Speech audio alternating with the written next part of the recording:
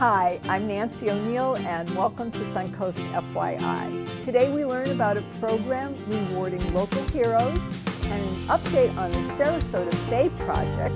Plus we meet a face behind an incredible organization supporting cancer fighters and cancer survivors alike.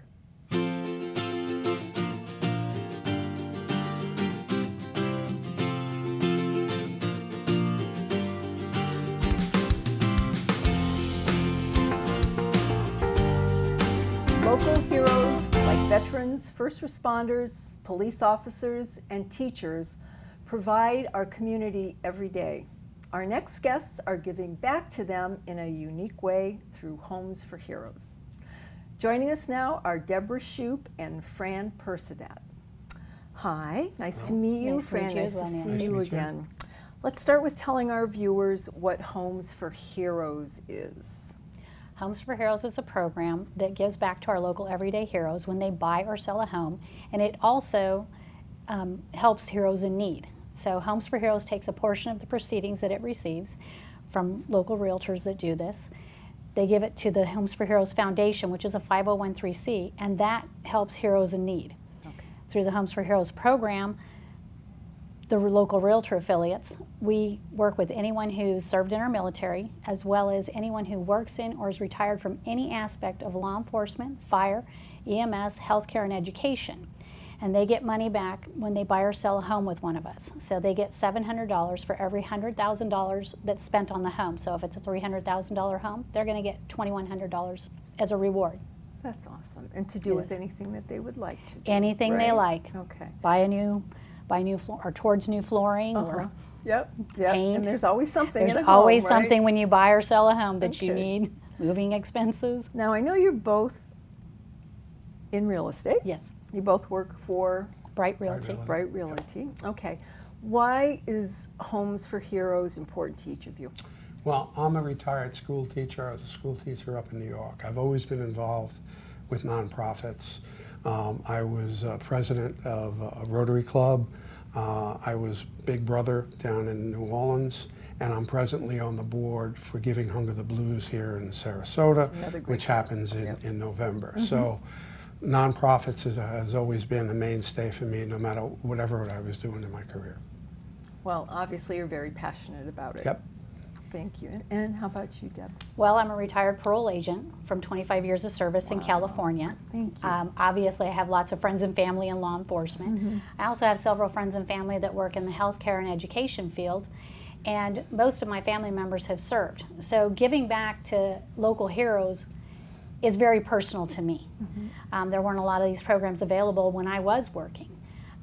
So it's nice to be able to give back, and when I became a realtor, I wanted to figure out a way to give back to law enforcement, fire, and our military. Homes for Heroes was an excellent program because it included healthcare and education, which are the other unsung heroes of our everyday world that we don't think about.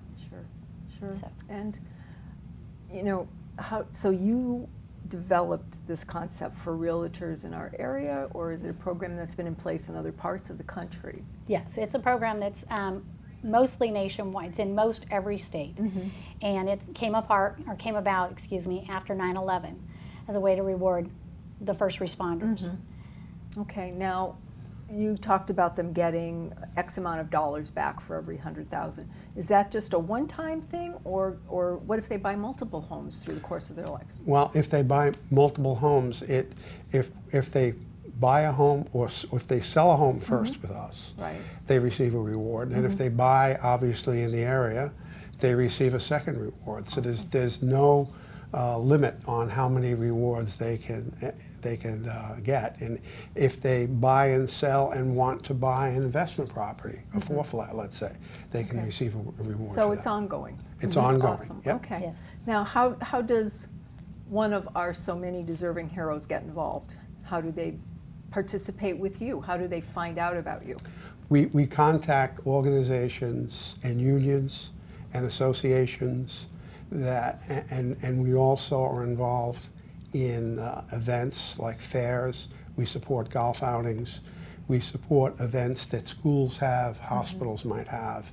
We are also involved in direct marketing and social media, particularly Facebook posts. and that's pretty much how we find the heroes. Okay, and we have your website, which we're going to scroll across the bottom for our viewers. So anybody can contact you, or they can get a hold of a hero that they know to be in touch with you. Absolutely. Now, they should come to you. What if they don't live directly in your area? I mean, how does the beginning start? What's the first step? Even if they don't live in the area, they're still welcome to contact us, and we'll give them the information or help them find a local Homes for Heroes Realtor affiliate. They could also go to homesforheroes.com, but if they want, they're more than welcome to call us from wherever. And I've had several people do that. I have a friend who lives in Missouri, and they're a hero. Great, give me a call and I'll help them find, Somebody there. Right, I'll help them find a So you'll realtor there. network with them too. It's not Absolutely. just they have to be in this area. Absolutely. Wonderful. Anything else that you would like to share with our viewers before we close today? It's really a no hassle program. Okay, at these events that we go to, we sign people up to be a hero in the program. You'll see on our website. You can contact us directly. We put you in the system.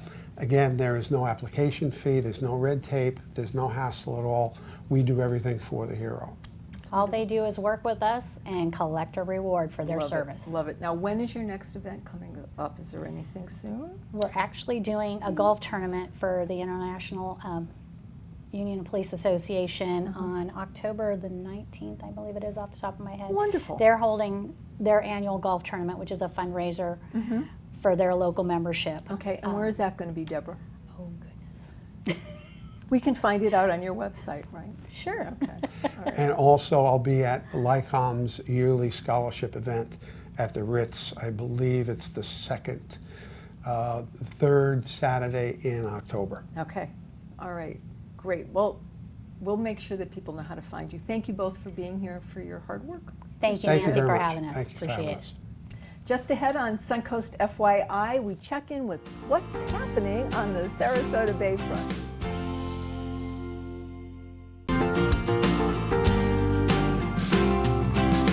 There is a master plan for the transformation of the Sarasota Bayfront, but how is it coming along? Well, here to tell us all about the progress of the Bay Community Park is Chief Implementation Officer Bill Waddell. I've been so looking forward to meeting you and interviewing you, and I know all of our viewers are going to really want to know what's going on there. So can you give us an update as to where we are right now? Absolutely. We're making incredible progress on the implementation of the park master plan. As some of your viewers may recall, our master plan was approved last September. We had our long-term partnership agreement approved in April, unanimously, of this year. That's excellent. It's fantastic. And then last week we took a big step and had sort of our next step in the site plan approval process unanimous at the City Commission. And so we're now engaging on sort of the next round of site plan applications and building permits. We hope to get our permits next year and break ground. We've just selected a construction manager who will be working with us to help us think about timing and phasing and all that. And then we hope to actually cut the ribbon on the first phase in about 2 to 2.5 years. What's the timeline for the completion? I mean, if all goes according to plan, and we know that Right. doesn't necessarily happen, but So the whole 53-acre park is about $150 million, and that, of course, excludes the Performing Arts Center. The Van Wezel Foundation is working on that as a separate initiative. And our park will be implemented over, let's say, 5 to 10 years in probably 4 to 6 phases. We're currently working on the first phase, which is on the south end of the project, adjacent to Boulevard of the Arts. It's about 10 acres. It's about a $20 to $25 million first phase, which is about the size of several park projects that our community has worked on in the last 10 years or so, Siesta Beach Park, Bradenton Riverwalk. So it's very, very doable. And we're probably halfway through the design process. Again, we expect to cut the ribbon on that in 2 to 2.5 years, and folks will be able to come out and actually enjoy the park project. excellent. Absolutely. Excellent. Now, I know that you've been involved, and your landscape designer, Gina Ford, have been very involved in this. How have you been including the community in this? Because I know everybody's very passionate about the Bayfront project. Yeah, absolutely. From the beginning, this has been a community-led effort. We have worked very hard on behalf of the city. The city owns all the land, will own all the land in perpetuity. Our nonprofit organization, the Bay Park Conservancy, our responsibility, among other things, is to ask the community, the public, what they want to see on this public park, and then for us to make recommendations to the city on what we hear, and the City Commission ultimately decides everything that will be implemented, and then our organization will fundraise for and implement in phases, and then ultimately operate the park. And park conservancies, this is a trend that's been happening over the last few decades around the country. Central Park Conservancy is the oldest. We're actually the first park conservancy in the state of Florida, so that's kind of exciting. But it's a trend that we're seeing more and more, that there's a public-private partnership to build and implement at a high level and operate at a high level wonderful civic spaces. All right. Now, what are some of the key features that the community has discussed with you for phase one? Sure. So there are 3 or 4 key elements to our first phase. One, there is a mangrove bayou area that has got, it's environmental, but it's also had a lot of polluted stormwater over the last few decades that has sort of choked up the waterway. And so we've actually got funding from the Barancic Foundation, and we're working on our permits to dredge out that polluted silt and to restore the native vegetation as a canoe kayak area. That's one thing. We'll have about an acre and a half flexible lawn area that will have all sorts of community events, from yoga on the lawn to Friday night movies and everything in between. Where we have got an amazing sunset boardwalk that is going to go out and over the water. One of the top things we heard in all of our polling is that the community wants to get out over the water, experience these amazing sunsets we have 300 times a year. And so that will allow folks to experience that. And then we're going to make this a living learning laboratory where we test educational events, science events, food and beverage events, and see what resonates with the community, and then apply that as we build the park out in phases. Awesome, awesome. Now, so phase one, you said approximately $25 million for phase one. How is that being raised, Bill? So the entire $150 million initiative is about 50% public dollars and 50% private. On the public, that's city, county, state, federal grants. On the private side, philanthropy. We've got all 5 foundations that have donated and will continue to donate as a part of our initiative. The first phase is going to be primarily philanthropy, probably 75 or 80%, and we're well on our way. Nothing like this happens without the great support of our community, both in spirit and in a financial standpoint. And so opportunities, things like the Patterson Foundation that has offered a $5 million challenge grant to enable us to get to $20 million of private fundraising has been amazing. And so it truly is a public-private partnership into the future. Okay, now you said phase one, you expect to be open to the public in 2.5 years. Yes. So there's still a lot of planning going on. Right. Yes. So how does the community actually get involved? Do you have meetings? Do you post it in the paper? I mean, if I wanted to go and sit in on one of these. Absolutely. So we have monthly board meetings at our office building on the site, the Blue Pagoda with the blue roof. We've had over 200 community meetings of various sizes. Okay. And so anyone that wants to continue to get involved can go online, thebayparkconservancy.org, read minutes from any meeting. Everything we do is in the sunshine. Or they can go on and sign up for email blasts that we send out regularly with updates. So lots of opportunities to continue to stay involved. Awesome. Well, thank you so much, and we're so looking forward to this beautiful area for Absolutely, all of us to enjoy. Absolutely. Thank you. Thank you. Next on Suncoast FYI, we learn about an upcoming race for a local cancer foundation.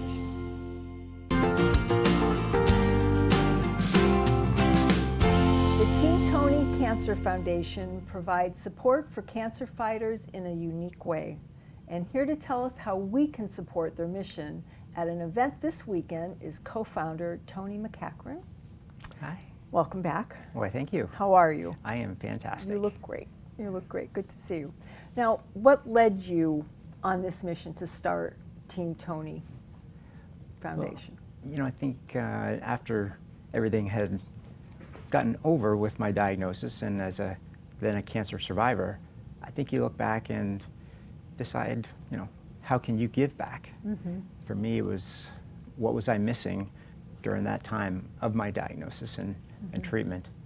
And what was missing was someone like me. Someone To be who a had, voice. right, someone who had gone through something similar to what I was about to go through, Yeah. just to offer a little bit of insight and inspiration. Your family support is always there, and your friends and your doctors, of course, and Sure, sure. they're going to tell you what's going to happen. Yeah. But unless you've really been there, you don't get it. It's hard to yeah, understand. Yeah. Do you mind sharing with our viewers a little bit of your journey through this battle?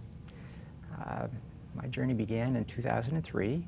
At the time, I was a very good athlete, I would like to think, and was riding my bike one day and had a seizure and fell off. Why is a 33-year-old man having a seizure? And went to the hospital, and they found a brain tumor the size of my fist. Oh my gosh. Oh my gosh. And you're here to talk about it. That's And the I'm here to beautiful talk part about of it. Oh. So, can you tell our viewers a little bit about the supports and resources that they can receive through Team Tony? Well, now is our 10th year, and over this period, we've developed close relationships with the community, and we actually just this year built a building. I tell people it's a place the community built for the community. Oh, I love it. And we have every resource available to cancer fighters in Tri-County. And our primary mission is providing peer-to-peer support from cancer fighter to from cancer survivor to cancer fighter, just to offer that little bit of insight and inspiration along the journey. Okay. And one of the things we've done is, for me, it was hard to get to treatment. And if you can't get to treatment, you don't get treatment.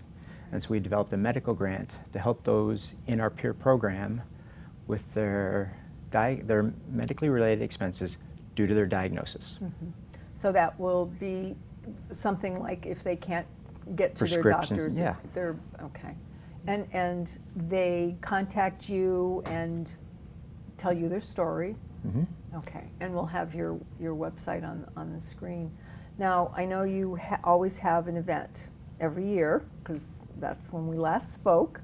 And the next one is coming up on October The 6th. the 6th. And what is that all about? Well, it's our signature fundraiser. It's a cycling event, and this year Since it's so near and dear to your heart. it's so near and dear to my heart. Yeah. Yes, we have a 30-mile ride, a 60-mile ride, and a 100-mile ride. Wow. Okay, and it's called The Grand Fondo. the Grand Fondo. The Grand Fondo. Is there a significance there? Grand Fondo means, it's Italian, long ride. I guess.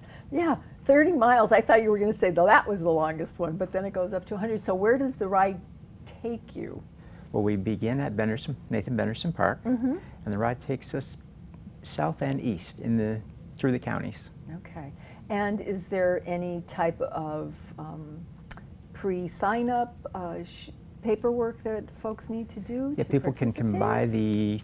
the Cancer Connection Center on Okay. Osprey Avenue, and they can sign up for the event there, and they can also go online to teamtony.org and sign up there. Okay, now what's the address? What number Osprey is it? Do you know? 3562 South Osprey Avenue, Okay, Suite C. okay. And so once they sign up, is there a fee involved to The participate? registration fee is $80 for the cyclists, and one of the things we've added this year too is a walk for those who may not want to ride but That's want to come out lovely. for a fun day. They can come out and they can do a 5K walk or fun run. Okay. Now, is there anything at the beginning? Is there coffee or any Yes. type of events taking place Jason along Stelly the- is our sponsor this year for all of our food, Uh-huh. which is fantastic, the first time we've had one. And they're having a big breakfast for everyone, and after the event they're going to have a dinner and lunch and dinner. Lovely. So how long do you estimate the rides to take when it's... Well, the 100-mile ride, Yeah. estimate 5 to 6 hours. Okay, so Yeah. somebody's got to be in pretty good shape. Yeah. All right. Is there anything you'd like to add before we close today? I'd like to add, as I said earlier, our primary mission is matching cancer survivors with cancer fighters. And if anyone knows anyone out there first who's been diagnosed and wanting some support, we're here. Sure. And anyone who's been through the journey and would like to provide some support, we'd love to have them on the team as well. Okay, because that's it. You need, the caregivers need support as well as the person struggling to survive this terrible disease. It's a family disease. Right. Okay. Thank you again for your work. Thank you for having me. Yeah, and have a great event. So appreciate it. After the break, we hear about some exciting Suncoast events happening this weekend. Coming up this weekend, the Sarasota Pirates and Rum Festival. Enjoy live music, exotic cuisine, and rum brands from all around the world. The event, hosted by the Sarasota Caribbean Festival, takes place Saturday from 5 p.m. till midnight at the Van Wezel Performing Arts Hall. Plus the 31st annual Pumpkin Grove Pumpkin Fest. Get into the fall spirit with hay rides, pumpkin painting, pony rides, petting zoos, and plenty of fall games and activities. Food is available for purchase while admission and parking are free. The fest is happening this weekend as well as several weekends throughout October. If you would like to promote your community event on Suncoast FYI, we would love to hear from you, and this is a complimentary service. Please call our producer, Andrea Chu, at 941-361-4651. To view previous episodes, go to snntv.com. I'm Nancy O'Neill, and we'll see you next Friday on Suncoast FYI.